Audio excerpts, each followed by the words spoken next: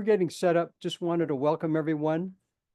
My name is Ken Inadomi, Yale class of 76, and we're here in the library on the fourth floor of the Yale Club, which is the birthplace of YANA. And tonight's program is about the nonprofit mentoring program that Rachel started. But before that, just a few words about YANA. I mentioned that we started in 2011 here at the Yale Club. YANA is a 501c nonprofit, and our mission essentially is to unite and leverage Yale's social purpose community for the greater good. We have about 8,000 members now. We like to say that we have impact across all generations. For the emerging social impact leader, whether students or young alums, we help them with internships, fellowships, networking, mentoring to help them launch their careers. For those that are maybe Gen X or millennial, that are either near or at the peak of their careers, we know that they need access to resources, whether human resources, financial resources, best practices. And for the senior alums, people like myself, people like Jim, who are toward the end of their careers, what are ways for us to give back? What are ways for us to give back in meaningful ways? So we have a virtuous circle of connectivity and alumni engagement. So welcome. Before we get to Rachel, who's going to explain all about the nonprofit mentoring program, we invited Krish Vignaraja to come up from Washington, D.C. Krish is the CEO of Global Refuge. But before that, she was in the Obama White House. She was a senior advisor to Michelle Obama. And she was also in the State Department as a senior policy advisor to both Hillary and John Kerry, two secretaries of state. We invited her to just say a few words about, obviously, today's climate, the environment. She's got a lot to say. We're not going to hear, we're going to save her for another future event, but tonight she's going to maybe share maybe 12, 15 minutes of her thoughts. So Krish, take it away. Thank you. Ken, thank you so much for the opportunity. Wonderful to meet you all. As Ken said, my name is Krish O'Mara Vignaraj. Just faith-based immigration nonprofit. It is incredibly nice to be here in New York talking about this issue because that is sort of how my immigrant story began in the United States. So I'm from Sri Lanka. I came to the US when I was 9 months old because my parents were part of the ethnic and religious minority there. Like so many immigrants, we first lived in the basement of my aunt and uncle here in New York. As my dad was trying to land a job, he would go with printed resumes to the World Trade Center, thinking that that was how you marketed yourself. He got a little distracted because he'd never really seen like elevators and escalators before. So he would go up and down, and lo and behold, didn't come home with a job. So my mom had a connection with the Baltimore City public school system. So he interviewed on a Thursday, got a job offer. We moved that weekend. And it was really that community, like so many communities across our country, that welcomed us when we were strangers on foreign soil. It was the superintendent of the Baltimore City public school system who found the basement apartment we moved into. It was the vice principal who literally helped us move in and vouch for my parents as they started a bank account, churches and temples who donated winter clothes to a family that had never seen a flake of snow. And so I really do think that it was that warm welcome back then that gave me the chance to go to Yale and Yale Law. So I drank the Kool-Aid at a young age. That gave me the chance to go, to the State Department and the White House. And so I'm really grateful to lead a immigration nonprofit now, because in some ways I feel like it's kind of my life coming full circle and my ability to pay it forward. So Global Refuge in a nutshell is an organization. Our programming, we do a range of things, but the bulk of our work is first with kids. Started during the family separation crisis in 2018. We were one of 2 organizations that reunified kids with their parents.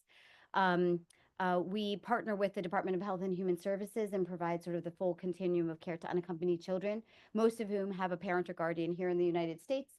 So we work with the children. We take care of them through a transitional foster care program. So if you know of any parents who, don't want to adopt a child but want to provide care for kids who come with nothing but just want to reunify with their family, there's a great opportunity to volunteer with the organization there. We also are one of the 10 refugee resettlement agencies. We have the second largest network in the country. So these are refugees who come through the UN and US Embassy. They come from all around the world. Only 1% of refugees ever get resettled in their lifetime. Um, it's an incredibly important program because it is how we show global leadership. When we lead, other countries follow. When we take a step back, other countries certainly use that as an excuse. So I'll quickly turn back to this in a second in terms of where things stand. But the third big bucket of our work is around economic empowerment. We know that immigrants are such an important backbone of our economy. We've worked with companies.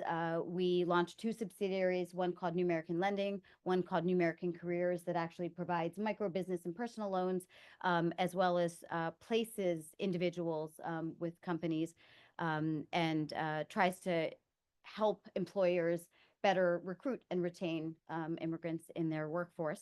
And then, of course, advocacy. It's kind of a hard time right now because I don't know that there's many vehicles that will reform the system moving at the federal level, but we still pound the pavement up on the Hill, and have also turned in the last couple months to how we can play a role to the extent that state legislatures are going to step up. So where things stand, obviously immigration is a hot button issue. We really do believe that there's a way to forge a consensus in terms of both, managing our border because we are a sovereign nation, but actually strengthening legal pathways, knowing it is critically important to the country.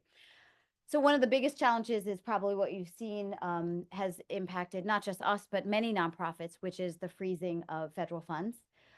So until last Monday, we basically hadn't gotten a dime of reimbursement for the last few months, including work done in December of 2024. What it meant was that we had to lay off or furlough over half of our staff. About 350 staff, just because we were hemorrhaging money, where I just wanted to make sure that we could make payroll and stay afloat. Happy to talk about kind of why that's happening, but I unfortunately do think some of the strategy was, if you could bleed nonprofits out of existence, even if you couldn't do it legally because of court rulings, you could do it in effect, and they wouldn't be able to kind of resurrect themselves. Second has been the suspension of refugee resettlement through an executive order, then a stop work order that was issued to all 10 resettlement agencies, the vast majority of whom are actually faith-based. Then we were issued terminations to all of our contracts a few weeks ago. There has been a federal court ruling that has reversed all 3 of those changes, but just last night it was appealed to the Ninth Circuit, and the Ninth Circuit issued basically a hold on that injunction. So where we are right now is refugee resettlement is suspended. It's a tragedy because it is a bipartisan program. President Reagan resettled over 600,000 refugees. We basically resettled as many refugees under Republican administrations as Democratic ones. These are refugees who go through extreme vetting. When you talk about coming the right way, I really do think it's an exemplar of that. So it really has been disheartening to see how extreme the immigration policies have gone. And then the third is, of course, the range of orders, whether it's, investing in physical construction of a border. Just yesterday, the administration withdrew the humanitarian parole programs that had allowed Cubans, Haitians, Nicaraguans and Venezuelans to have a legal pathway to come to the United States. We just saw the standing up of family detention again.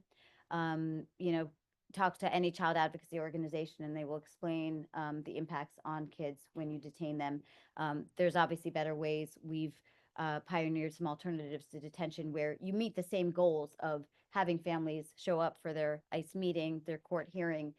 It comes at a fraction of the cost, and obviously it's better for the families to be community-based. So kind of just my overarching point on the issue of immigration is, whether you think about the national security rationales, whether it's seeing our response to Ukraine and welcoming refugees, or Afghan allies who we committed to protecting them because they worked alongside the U.S. military, the U.S. embassy. national security champions have been some of the most vocal allies that we've had, because they know that, God forbid, we have to wage a 21st century war. Our local assets are critical. And as people see the response we have made in terms of deserting our Afghan allies in Afghanistan, the suspension of refugee resettlement basically meant that even for those Afghan allies who had gone through the process, who had gotten approved, who had flights booked, their flights got canceled and they now languish in legal limbo. So don't mean to be a Debbie Downer in terms of starting this conversation, but obviously, the stakes are high. I really do believe, as I've gone to the reddest of red states because we operate all across the country as well as in Guatemala and Mexico. Most people believe in a lot of these programs. I think right now, in terms of the public narrative, we have to just fight fiction with fact. So I guess just I would end by saying, in terms of what you can do, certainly, if we need advocates on this issue. In some ways, I've sort of doubted if I'm the best spokesperson, because I know, a lot of people discount what an immigrant might say about the need for immigration. But I do think that whether you talk about the demographic cliff that we face, whether it's, caring for our kids, caring for our parents, the fact that nearly half of Fortune 500 companies were founded by an immigrant or their child, that in key industries, healthcare, STEM, AI, immigrants are obviously a key part of the workforce. We have to make, I think, these arguments that it's the smart thing to do, it's the right thing to do, and we need people to join us in that. Second would be advocacy in terms of action alerts. Obviously, the town halls are creating some commotion. And so I think, while it sometimes feels like whispering at a concert in terms of their, kind of, they flooded the zone, there's so many issues to cover. I do think that immigration is one of those issues that is such a core part of our identity that it can't just be a part of our past. It really does have to be a part of our future. And then finally, I guess, as Ken said, it's about really any resources that this network may have, whether it's financial resources, whether it's the kind of know-how. My life mantra has been fake it till you make it. But besides a very short stint at McKinsey between grad school and law school, I don't have the business expertise that some people do. And so whether it's joining our leadership council, or maybe even down the road our board, I just welcome anyone who might be interested in learning more to get you involved. So Ken, thank you so much for the opportunity, and really appreciate the chance to meet with you. Okay, Trish, thank you. Yeah. How about a hand for Trish? I told Krish that, this is just a sampling, but we had just met, so I wanted to get something on the program, but we'll look for something down the line for a more substantial platform. This is the trailer. Okay. That's good. Thank you. Now, I always love introducing Rachel Littman. Rachel was our very first executive director. She was our ED for 5 years. She's a current board member. She started so many programs, and tonight she's going to talk about the nonprofit mentoring program. Rachel? Awesome. Ooh. Sorry. Okay. Can you guys hear me through the microphone? Yep. Okay. Yeah. I don't know why. Speaker is going to be. Well, whatever the view is, I'll put it back on grid, and then we're going to share a screen in a second. Thanks everyone for joining us. I know we've got some past participants in our mentoring program. Unmute. Okay, later, whatever this. Both as volunteer experts and also as our nonprofit kind of mentees, and I appreciate them showing up, and we'll get to them in a second. But we wanted to give you a little update. I think I gave one last July when we after we had our first cohort, test cohort, and then we went and launched in July to the entire Yale community, and that brought a big influx of requests to participate as both nonprofit organizations and as mentees and our mentors. And we want to let you know that, kind of tell you what we've done since then, and let those of you who are new how to get involved, and kind of what our plans are for the future. So Naomi and I are going to try to share screen. I'm going to share screen, and then we think we figured out how to do the remote control. There you go. Okay. All right. Does that work? Excellent. Yep. Beautiful. So we really, what we're trying to do is match our alumni and nonprofits in sort of shared social impact. And it's really driven by the needs of the nonprofits. We would love to get every single person who wants to help find them a spot. And quite frankly, if you call me, I can probably find you somebody who needs your help. But in the meantime, we're working, we have to start with something. So it's really an overview of why we did this. We did the mentoring program because we were really talking with a lot of nonprofits who are kind of in that liminal space between incubator phase and big enough to be able to hire consultants or have staff or something like that. So that's been our sweet spot.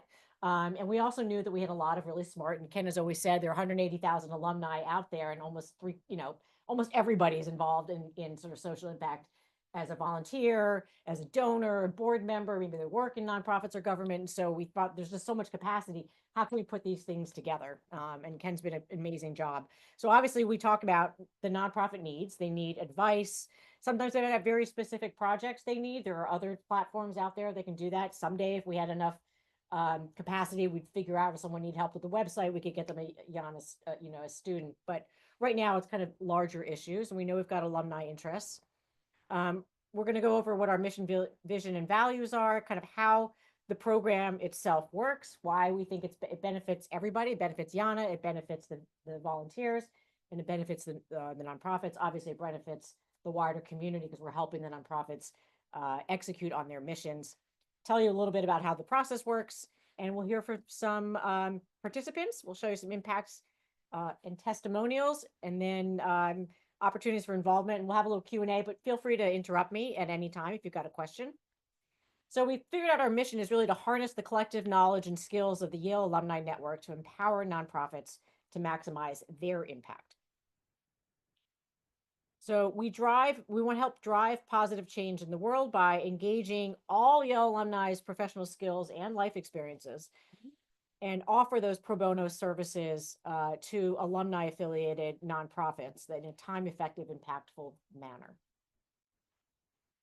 And our vision is that we really want to be the hub, the place for all social impact-minded Yaleys and Yale-affiliated nonprofits. We may someday be able to go beyond that to say we're open to everybody, but right now, just given our capacity, we're starting, and quite frankly, due to the ethos and the culture of Yale, in not only undergraduate, but it's graduate and professional schools, there are a lot of people involved in nonprofits. We think we've got a long runway just working with Yaleys. And quite frankly, if somebody's on the board or volunteered with a nonprofit, that's enough of a connection for us, enough of a nexus. But we really want every Yale alumni affiliated nonprofit to have access to tailored and free professional advice and the resources that they need in an impactful manner. And we want every alumnus to have a means through which they can bring their professional skills and help nonprofits and help them fulfill their own impact missions. So what we value, we want to be able to utilize every part of our vast network, and it's not just people in the room, but every single person here brings a massive network and of other people who have skills and resources. We really do want to help every nonprofit. We may not have the answer or be able to do everything, but we want them to at least have a place to go to. If we can't do it within a couple of degrees of separation, we should be able to help them. And we really do want to engage everyone who's interested, and we will try to find spots. So for those of you who may have filled out forms in the past, if I haven't gotten back to you, hang in there. We know you're there. We look at these databases all the time. So we are going through and seeing what people have, and maybe we just haven't gotten to yet. But if you're really antsy, email me. That might move you to the top of the list, and we'll figure out a way to get you involved. But we really do value the depth of everybody, no matter what your experience, whether you're a current SOM student or you've spent a whole year in investment banking and you've never done any nonprofit work. We can figure out a way to kind of help you utilize your skills. We also never want to leave really a person or an organization hanging. If you don't qualify for our program necessarily, and Naomi and I talk about this all the time, we're like, well, who else might we introduce them to and see if someone in our network can help them or answer their questions. And we do really want to find a place for everybody if we can. So who's the mentoring program for? Like we said, they're for nonprofits and they're for alumni. So if the nonprofits, our basic criteria right now is there's got to be a Yale affiliated leadership or nexus. We've rarely turn someone down if it was somebody referred to, they heard about it from somebody else. We'll try to get you in. You have to have been established. So we're not an incubator. So if you're looking to decide whether you want to do, or if you know someone's looking to decide whether they want to be a nonprofit or a fiscal project or something else, yes, I can answer those questions, but that's not really what this program is. So some kind of organizational capacity, you've been filed, you're, let's see if I have this. Yeah. So if we take international ones too. So if there's some IRS equivalent in your country that recognizes charitable status, that's fine. But and we will have to look to you because we can't give you advice on that. So we recommend, so that's kind of the bare minimum. And we would say annual revenues of under 5 million. But when I show you the demographics, you can see our average nonprofit we work with is much smaller than that. But we thought 5 million was kind of the good cutoff. If you're bigger than that, you probably can hire professionals. We want the people who can't hire professionals. So if you're an alum, you're interested in being a mentor, we'll take you at any career or career stage. We've been trying to even figure out how we help like basically business students or very recent grads who are very interested in learning how to help nonprofits. We're going to try to figure out how we can get people into shadow, so we can also use it as a teaching experiment to help recent grads learn how to be nonprofit consultants or help get exposed to that without, and it turns out almost everybody has something to add to these conversations that help nonprofits. Again, any profession or background, and just basically some of the most needed skills, strategic planning and thinking, organizational development, a lot to do with board building and board training, fundraising, of course, and revenue sources is always a big one. And sometimes things like data, use of data technology, metrics, storytelling, things like that. Those are the biggest commonalities we see of the needs of the nonprofits. So what are the benefits participating? If you are a nonprofit or know of a nonprofit, you get expert guidance and support. You get access to skilled people who are committed to sit there and listen to your issues and problems and do the best they can to try to give you some advice. It'll strengthen your own skills about maybe opening up some ideas about governance, how to tell your story, what are some things you might want to look into about measuring, conveying the impact your organization has. Definitely, we've seen people discover ways to optimize their funding diversity and efficiency, help prioritize some things, and really kind of look into areas that maybe they've previously overlooked. And it also helps with invisibility. It helps enhance it's a free session. We're trying to do profiles of our organization. So you do get in front of our 9,000 member database, membership list and on our software. And so it's a way for you to also, as Ken does these monthly spotlights for an organization, it's another way for you to get access to a larger network to learn about what you do. For alumni, it's a great way to leverage your expertise and your experience in a meaningful way. Obviously, there are lots of one-on-one individual mentor programs that are out there. This is a way to actually apply it in a professional way. You can support causes you care about. You don't have to do a particular thing. If you're really, really interested in one area, we'll do our best to match you with that. But if there isn't, sometimes I'll reach out to someone and I say, look, I know you're really interested in housing issues, but I've got an organization that works in food and there's some interesting similarities to your back. Would you consider that? So you always have a choice. We just don't have a big enough system you can kind of go in and pick out. But we do take note of what your areas of interest are. There's been some beautiful, I know we have some participants here, expansion of your own professional alumni networks. I've had people on from the classes of the 70s and 80s and happened to be on this roundtable, and they saw a classmate they hadn't seen in 30 years who happened to be on the same program. And so that sparks other things. We get a lot of folks who learn from their peers on this. It's really pretty amazing what Yaleys can teach each other, as well as learning from and helping the often younger nonprofit that they're working with.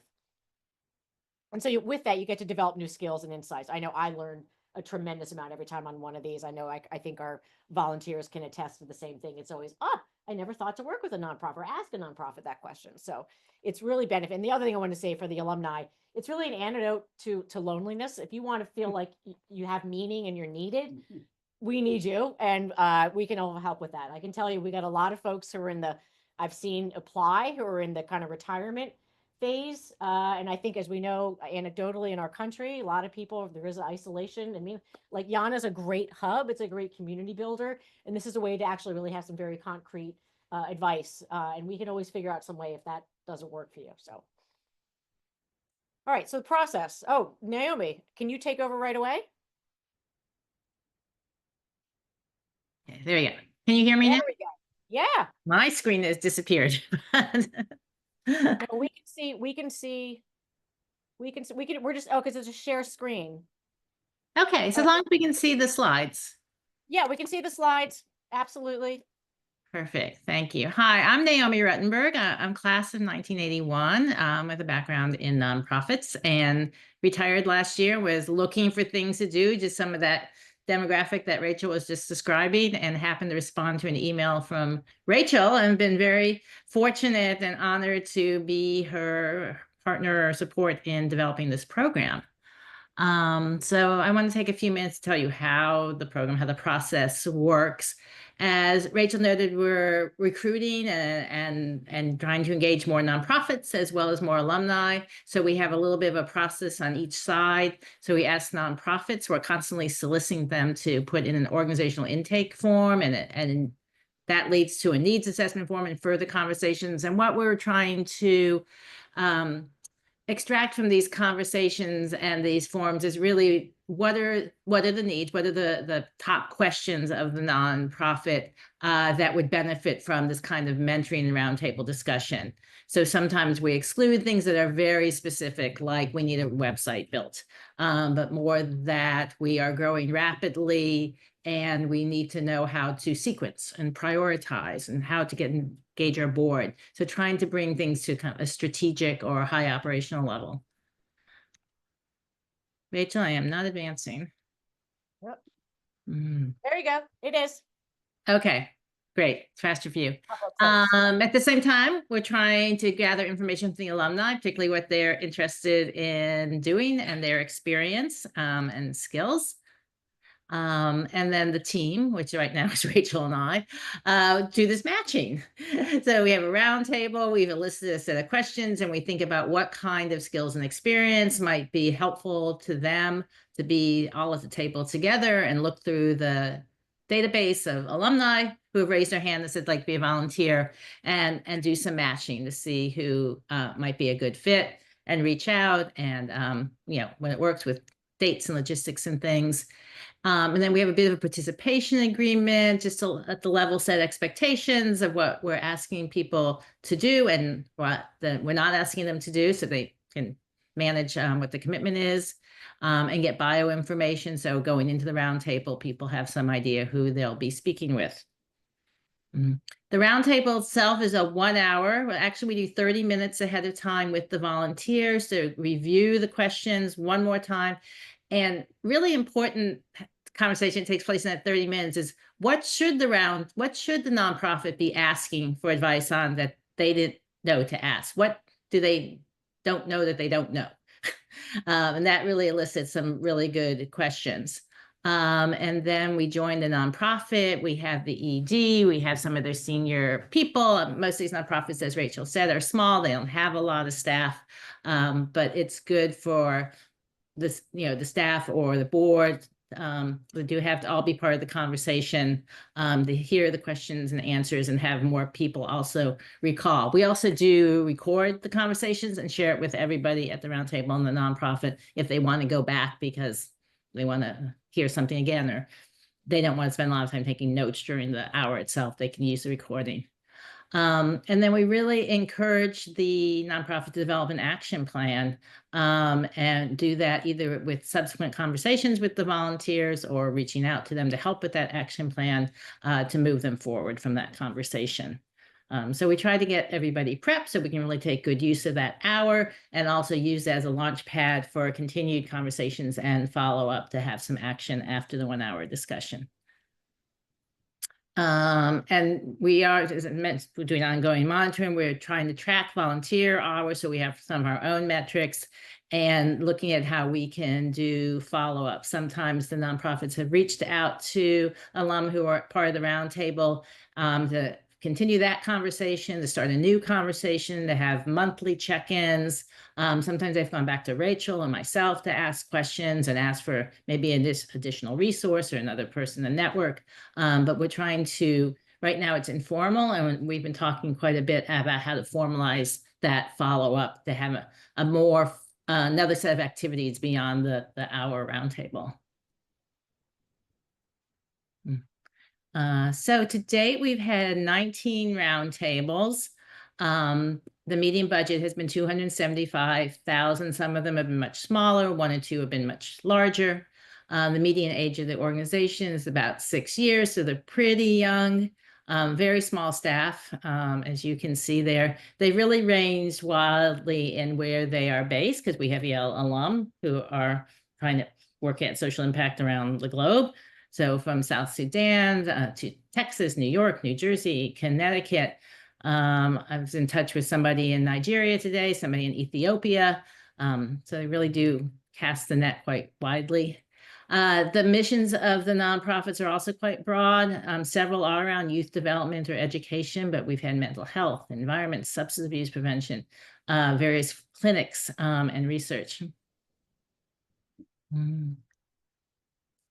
The needs of the roundtable, because they're at a similar stage, whoops, sorry about that, tend to be quite similar. We are discovering, not a big surprise, fundraising is first and foremost on most everybody's mind, but right along with that are board development. And actually all of the bullets that come under these are interrelated. None of these are really standalone. So how do you use your board better? How do you use volunteers to do things that we don't have resources to do? How do you tell your story? How do you know that your activities are having desired impact, and tell your story, which also leads back to fundraising and attracting people to your board? Connections and resources, particularly networks, but also webinars and tools and software have been discussed and exchanged on these roundtables. And because the roundtables are small and lightly staffed, the nonprofits are small and lightly staffed at this point, there's usually a fair amount of counsel to be careful about mission creep, be careful about moving too fast, thinking about sequencing as you grow. Most of them are in position to grow from very small to that next level. And how can you do that in a manageable way? Strategic planning just reinforces those. So our volunteers, whoops, sorry. You'll see this in this quote and a couple of quotes in another slide. I think the volunteers bring so much, but maybe first and foremost, they ask good questions, often the right questions of the nonprofits, and maybe questions that they didn't have anybody else in their milieu to ask them because they're still developing their board, or their board is friends and families and very well-meaning, but they don't know how to ask certain questions about growth. So sometimes just asking the questions are more important than the answers. So that's been, I think, a really big benefit of that many of the nonprofits talk about the roundtable. And I think the volunteers recognize too that they can bring their life experience and ask those good questions. So we've had 45 volunteers so far. They come from Yale College, from SOM, from the Div School, from the graduate school. You see the wide range of class years from a few years ago to very recent. They've worked in nonprofits, but also the private sector, and many have worked in both, have moved back and forth, which of course are great. And we have repeat participants, which, definitely, says to Rachel and I that we're doing something right. So just a few quotes from the nonprofits, either that came in through a small formal evaluation or just and following up with them about, appreciative of what a good conversation this is. So a fruitful conversation. We learn so much, thought-provoking questions, helpful. We certainly have gotten suggestions on how to improve things as well, and we're very eager for those, but also really did want to highlight, particularly as we hope there are colleagues from nonprofits who are in the meeting on the webinar tonight that might be interested in participating in a roundtable and filling their form. And so we wanted to give you a flavor of that you might find, we hope you'd find a very positive experience. And the same thing with the volunteers. We're getting good feedback on the format. I mean, we take a lot of, pay a lot of attention to, are we giving enough information, but not taking up too much time and making it too burdensome? We're trying to make sure that volunteers go in feeling prepared for the conversation without it being a heavy lift for them. So we seem to be in a good place for there. People like the giving back. A lot of things Rachel was saying about the objective of the program with the alum, we're hearing that from them after their participation. But you don't have to take it from us because we're fortunate to have two of our participants here tonight.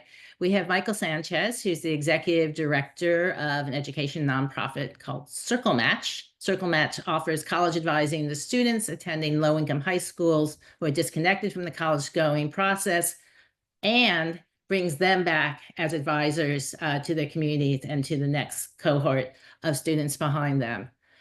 Circle Match was founded in 2019. It's one of these, whoops. Rachel, can you make that go back? Thanks. And he came to us in 2024, just as Circle Match had a lot of opportunities for growth. And I think Michael had a number of questions about strategy, about sequencing, about resources, where to seek them. So we thought it'd be great to hear from him tonight. Also, Christina Carr, who's the founder of Next Gen Patron. She advises nonprofits on board age diversity and how to capture the next generation of nonprofit patronage and guides young professionals and young people in securing their first board seat. She's done a slew of advising for nonprofits with grants review, strategic planning, prospect research, fundraising, and membership strategies, resource management, can speak to so many questions and so many types of nonprofits. And she has participated in 2 mentoring roundtables with us. So I'm going to turn it over to them for a few minutes to share some of their experience and reflections on the program. So we'll start with Michael. Sure. Hey, all. Can you hear me or see me? Yeah. Yeah. Cool. All right. Hi, everyone. My name is Michael. I was in the college. I graduated in 23, which is not a year ago. It's a little more than a year ago. Crazy stuff. And I'm the executive director of Circle Match, which Naomi very kindly introduced already. I kind of got introduced to the roundtable initially because I had seen an email about a call about it, and I just kind of hopped on. It seemed cool. I didn't really have that much context initially, but off the call I figured it out. It seemed really awesome to have a bunch of nonprofit experts like talk about kind of some issues we were facing, and I signed up. Then from there, I'm just kind of walking through the process before we go into everything we've kind of grown from because of this process. But we ended up first, I had a conversation with Naomi, and that was really, really helpful. It kind of we really focused on what Circle Match is needing at that moment, and I felt like she really put a lot of time and effort into understanding exactly what were Circle Match's needs, and not just like what were symptoms of like larger needs. So it was really, really helpful on that front to even just like have a thought partner throughout all of this. And throughout all this, we were just kind of keeping each other in the loop. And then I got an email that we'd be having our call, like our big call, mid-December. And so that mid-December date was really exciting. I started getting a bunch of bios based off of how Naomi and Rachel had kind of gotten to know Circle Match. So they already had this like inside scoop where they knew kind of what we needed. And we ended up having a bunch of volunteers on this call. We had 6 people, which was so many. And they all had so many different expertises. So for example, one person was really, really big with like nonprofit governance. And that was really helpful because one thing we were kind of trying to figure out what to do is how do we transition to running kind of full time? And like the year previously, I was teaching 7th grade English, and then I was jumping into running Circle Match.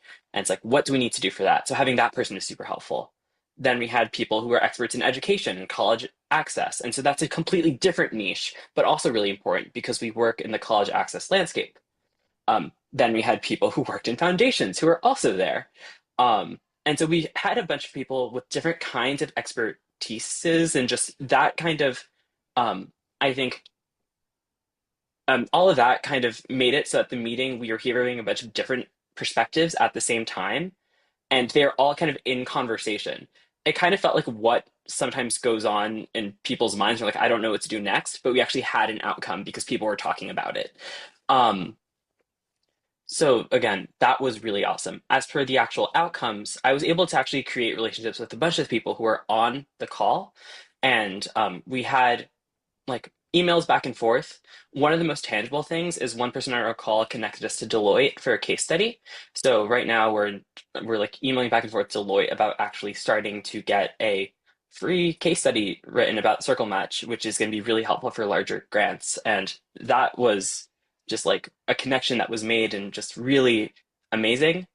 We also got some other really great kind of nuggets of advice. One of them was to really build local, and that directly led to me reaching out to the Hudson County Chamber of Commerce and joining that, which is where we're located mainly in Hudson County right now in New Jersey. Um, I also, one other really helpful kind of nugget of feedback we'd gotten was the importance of like zooming out and really looking at the bigger picture, because we're at the strange kind of point between transitioning between looking at day-to-day tasks versus like more so of like the role of what an executive director might do. So I think hearing them kind of talk about what was going on and what we should be looking at was super helpful. Um, I think it also just as a whole made me feel a lot more comfortable when it came to reaching out to the YANA community for help and leaning in for help, which I know is just a larger goal of YANA. And that was really helpful for me. And it led to me being able to talk to Naomi and Rachel even after all this to kind of keep getting mentorship informally. But that's been really great. And I mean, since then, from that feedback, we built out our board. It like so many things have happened so quickly. It's been 4 months now, and I really do think that this was a key kind of inflection point in our growth where now we're just kind of knowing what to do. And I think that this meeting couldn't have been better timed. Um, yeah, I think this organization or this kind of mentorship program, honestly, if you qualify based off of the things that Naomi and Rachel shared, like it really what I think it's a great thing to do, no matter kind of how close or distant you may feel that you are to Yana. If it's like your first maybe interaction, it's a great first one. And it's a great way to really feel like you're entering into a community. If you're already kind of well established within the Yana community, it's still likewise just as amazing to just meet more people and focus on different kinds of issues. I found that the feedback I had gotten doesn't just ring true then, but it's like feedback that still rings true now, months later, and will probably still be issues that we're thinking about years and whatever else to come. So yeah, I'm just super thankful about my participation here. Yeah. Well, thank you. Thank you so much, Michael. Christina. Hi, thank you so much for having me. Is volume okay? Yes. Perfect. Well, I am class of '05 from the graduate school, and I first learned about YANA last summer, which was perfect timing for the kickoff of the mentoring program. And my first thought was, why have I never heard of this program before? And my second thought was, sign me up. This sounds great. And it really has been. I've really enjoyed this experience so much. So I'm a serial volunteer, board member, committee member, and like the rest of you, I'm limited by how much time I have to serve on a board seat, how much money I have to serve on numerous board seats. And this program really allows me to still have impact with organizations in bite-sized pieces. So I don't necessarily have to commit to multi-year engagement with an organization, most likely an organization near me. And it allows me to learn about things that are happening around the country, around the world, and to be able to engage for a minimum of probably 2 to 3 hours. If you think about the round table, reading up on the organization before you meet with them. And so that's the bare minimum. If you're worried about the time commitment, it can be as little as that. The problem is that when you really love an organization and you want to continue that mentoring relationship, then that can make it a much more robust relationship, which is fantastic. So I just met with an organization, I guess about a month ago. So we did the roundtable, and I'm continuing to meet with them by Zoom, by email since then, because they're trying to set up a teen advisory board. And that's something that I've helped organizations with in the past and something I'm very passionate about. And so that's been great, being able to continue that mentoring relationship where I'm still able to have impact with an organization. And again, it's something that fits into my busy schedule, which I absolutely love. I've also been very active in the Yale community since I graduated. I've served on a couple Yale Club boards. I'm the ASC director here in South Florida. And this has really been the most fun. The last meeting that we had, I got off the call and my 15-year-old daughter was in the other room listening to the meeting, and she ran in and gave me a huge hug, and she said, "That sounded so great. That sounded like so much fun." And like, that was just, I was over the moon. I was so pumped being part of the conversation, because one thing that I wasn't expecting is how much fun it would be to be in kind of a 1-hour crash course meeting with a nonprofit that's doing amazing work. And so you'll have a few mentors there who are just throwing out ideas at this organization, and the energy is just incredible as we're coming up with crazy ideas that you may not necessarily think to propose when you're sitting in a board meeting. But when you're in this venue, you can just say, well, what about that? It's a lot of what ifs. What if you tried this? Have you ever looked at that? And it's all the crazy things to see what sticks. And so that's something I've enjoyed learning from other Yaleys. They bring in their experience, whether it's leading a foundation, whether they're a development director somewhere, and they bring in the craziest ideas that I'm also going to take back to my other boards and committees that I sit on. And so even as a volunteer, it's so incredibly useful for me to just have that wealth of knowledge just thrown at you. I mean, it takes hours to digest after that, to just deal with all of the amazing ideas. It takes me forever to go to sleep after one of those meetings because I'm just on such a high after meeting with everyone. But I just love it. I would say if you're thinking about it, do it. Fill out the application. This has been such an incredible experience, and I can't wait for the next one. So I'm really just thrilled to be a part of it. I'm writing an email.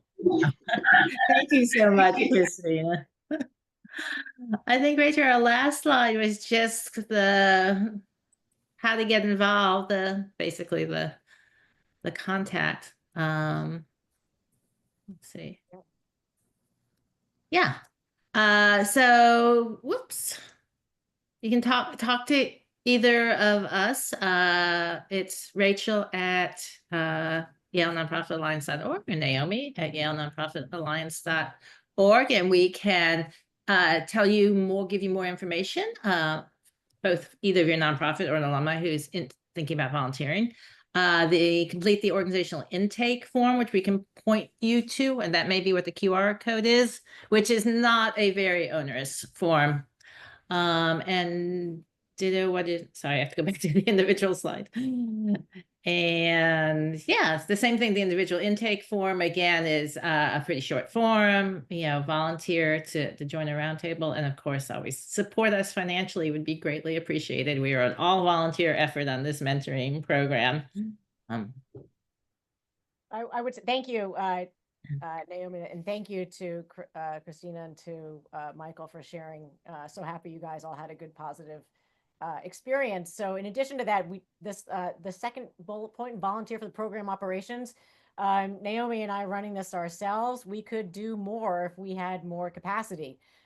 So if you are, we've had people who are on maternity leave, people who are in between jobs, people who are retired. We're like, if you have a hankering and want to be kind of on the ground growing this thing with us, we have, I didn't go to business school, so I could use some, people who've done consulting and things like that, or whatever your expertise is. If you're good on metrics or you like talking to people or whatever it is, we could probably find you a slot if you're interested in helping us kind of behind the scenes and really building this program out.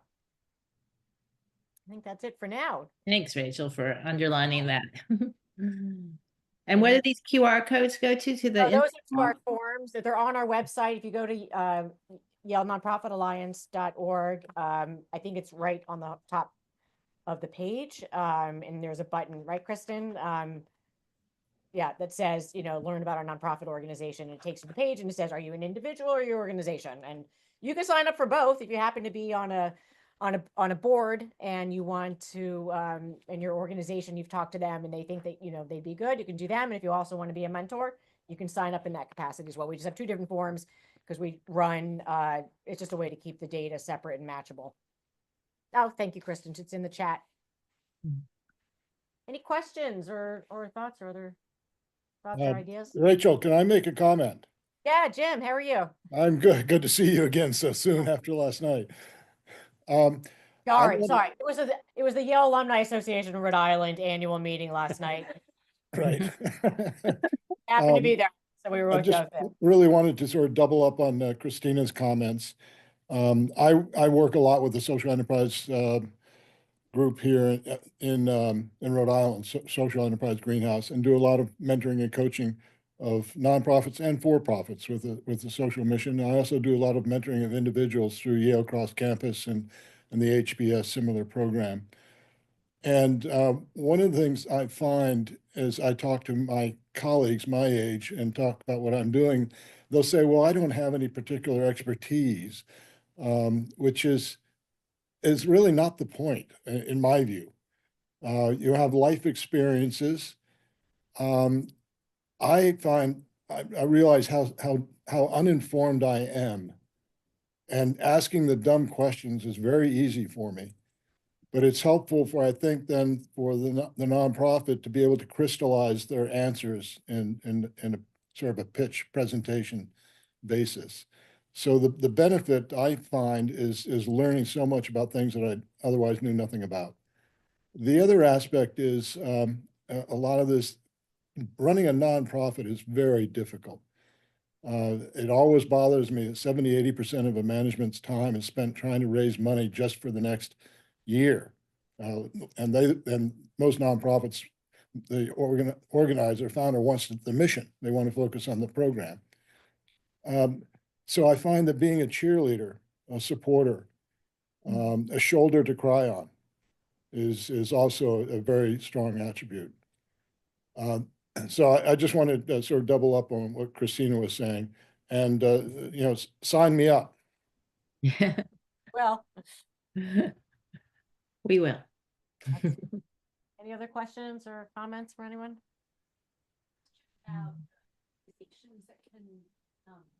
Can you guys hear her, or do we need to repeat the question? Please And- repeat it. All right, so it's a question about the organizations. Will you advise fiscal sponsorees who are just getting off the ground? We haven't done fiscal sponsorees because presumably you're underneath some larger organization who probably has capacity to provide you the services. That's kind of just been our cutoff, but if you're really looking to maybe spin out and but you're already established as presumably you don't have IRS status. Correct. Right. So we trying to say is that we want someone who's actually established as a nonprofit. But we could expand. But presumably you're there. You should have resources above you if you're a fiscal project. When can we start? You can sign up and we'll get back to you. We'll after this program, I'm sure when we do the emails out, you can find a form, sign it in, and we try to, I see the forms when they come in. I usually will try to email the person and say, thanks for signing up. We have you in the roster. We'll try to keep you, or maybe we'll schedule a meeting, say, what are you interested in? What would you like to do? So lots of ways to keep you engaged. All right. Kristen, you want to close out?